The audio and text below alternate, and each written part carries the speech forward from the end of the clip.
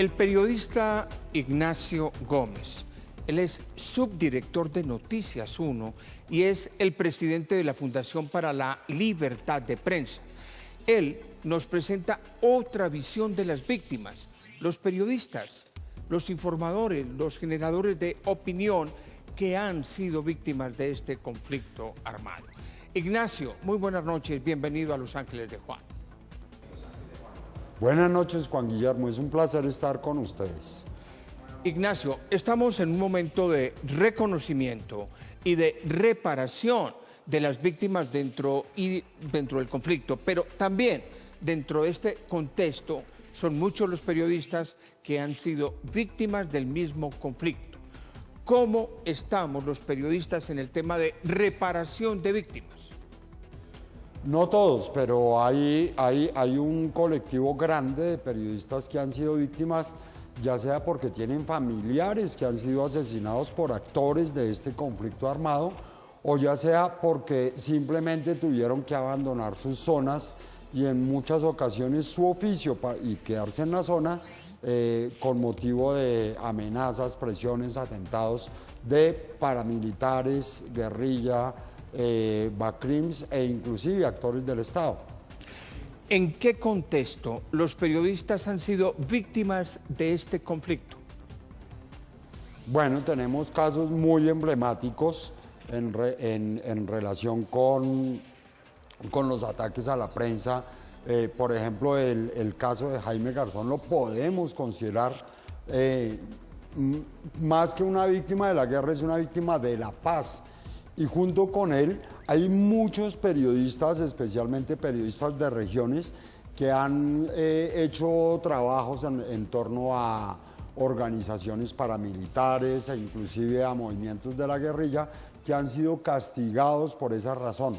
Y entonces hay un colectivo claro de víctimas que son periodistas, pero sobre todo hay unas grandes audiencias en regiones del país que en medio del conflicto han perdido sus medios de comunicación.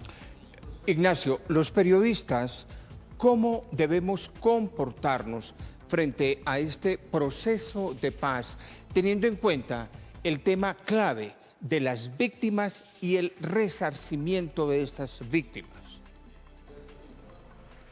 Bueno, en primer lugar, el gobierno está reconociendo y está con cierto ánimo de reparar a las víctimas. Hay diversos grupos por regiones del país, por ejemplo el norte del Cauca, el Magdalena Medio, el Bajo Cauca antioqueño, que han sido victimizados colectivamente, los periodistas del departamento de Arauca, los periodistas del departamento de Nariño, que como grupo han sido atacados.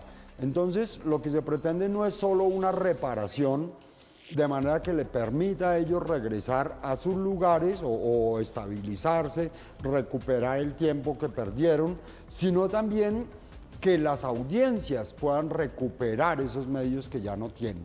Es decir, que a través de la reparación se pueda reparar el tejido comunicativo de esas regiones que han quedado prácticamente incomunicadas. Usted es el presidente de la Fundación para la Libertad de Prensa. ¿Qué ha hecho esta fundación y cuál es el papel de las víctimas frente a los derechos de los periodistas? ¿Y cuál es el papel de la Fundación frente a los derechos de los periodistas que han sido víctimas del conflicto?